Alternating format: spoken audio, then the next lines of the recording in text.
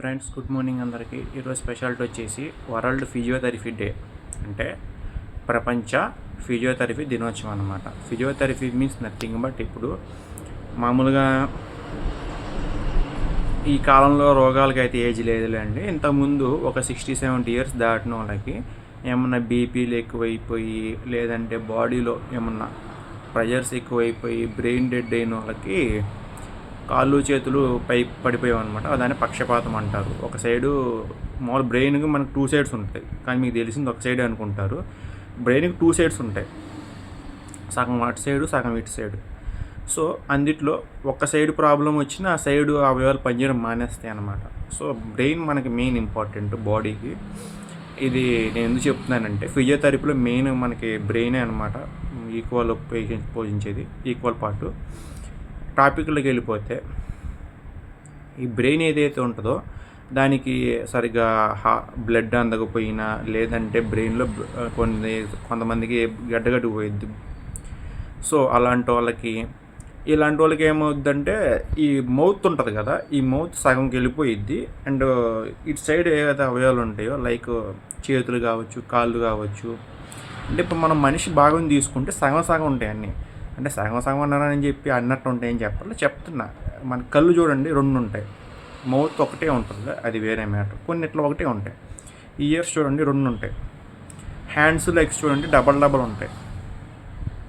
ఇంకా నెక్ అంటారా సింగిలే ఉంటుంది. ఇట్లా కొన్ని సింగిల్ ఉంటాయి, కొన్ని డబల్ ఉంటాయి.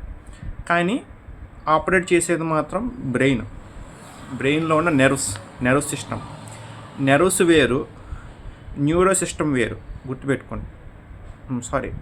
నెర్వ్స్ వేరు అండ్ నెర్వ్స్నే న్యూరాలజీ అంటారు అన్నమాట. నెర్వ్స్ చూసే వాళ్ళని న్యూరాలజిస్ట్స్ అని కూడా అంటారు, అది వేరు. అండ్ మామూలుగా కిడ్నీ సర్ప్ నుంచి ఇంకోటి వస్తాయి, అవి వేరు అనమాట. కిడ్నీ దగ్గర ఇంకోటి ఉంటే దాని పేరు కూడా ఎంతోనే స్టార్ట్ అవుతుంది, అది క్లారిటీ గుర్తులేదు, సారీ ఏమనుకోమాకండి. నెర్వ్స్ వేరు, ఇది ఇంకోటి ఉంటాయి, అవి వేరు అనమాట, సపరేట్. ఏందని సపరేటు. అందుట్లో మెయిన్ మనకి బ్రెయిన్ ఏదైతే ఉంటుందో, మామూలుగా బ్రెయిన్లో 3 పార్ట్స్ ఉంటాయి, సెరిబెల్లం, మెడుల్ ఒబ్లింగ్ అంటారు, 3 పార్ట్స్ ఉంటాయి. ఫస్ట్ వచ్చేసి ఫోర్ బ్రెయిన్, సెరిబ్రమ్. ఇది ఏదైతే ఉంటుందో ఇక్కడ నుంచి ఇక్కడ వరకు అది సెరిబ్రమ్ అనమాట. మధ్య బ్రెయిన్ ఏదైతే ఉంటుందో దాన్ని సెరిబెల్లం అంటారు అనమాట. లాస్ట్ అంటే మన బ్యాక్ సైడ్ నుంచి కింద మెడ వరకు ఏదైతే ఉంటుందో దాన్ని మెడుల్ ఒబ్లింగ్ అంటారు. ఇది ఏడేంట్రా బాబు సైన్స్ చెప్తున్నాను అనుకోమాకండి, విషయం తెలుసుకోవాలి. మీకు ఫిజియోథెరపీకి మెయిన్ కారణం తెలుసుకోవాలి కాబట్టి చెప్తున్నాను ఇవన్నీ, లేకపోతే ఈ టాపిక్లో ఏదైతే అవసరం లేదు, మీకు విషయం చెప్తున్నాను.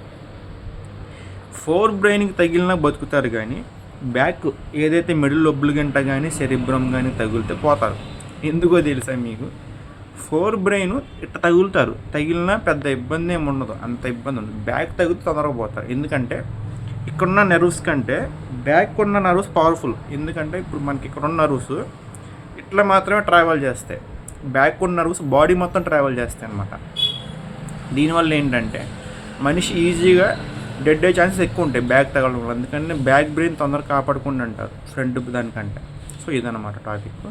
ఫిజియోథెరపీ అంటే ఇప్పుడు ఫిజియోథెరపిస్ట్ దగ్గరికి వెళ్తే వాళ్ళు మీ లెగ్స్ ఏదైతే కొంచెం వాకింగ్ కష్టం అవుద్దో, లైక్ హ్యాండ్స్ కష్టం అవుద్దో అటన్నింటిని క్యూర్ చేస్తారనమాట. దీన్ని ప్రపంచవ్యాప్తంగా కొంతమంది జనాలు ఉంటారు కాబట్టి దీన్ని ప్రపంచవ్యాప్తంగా చేస్తారు.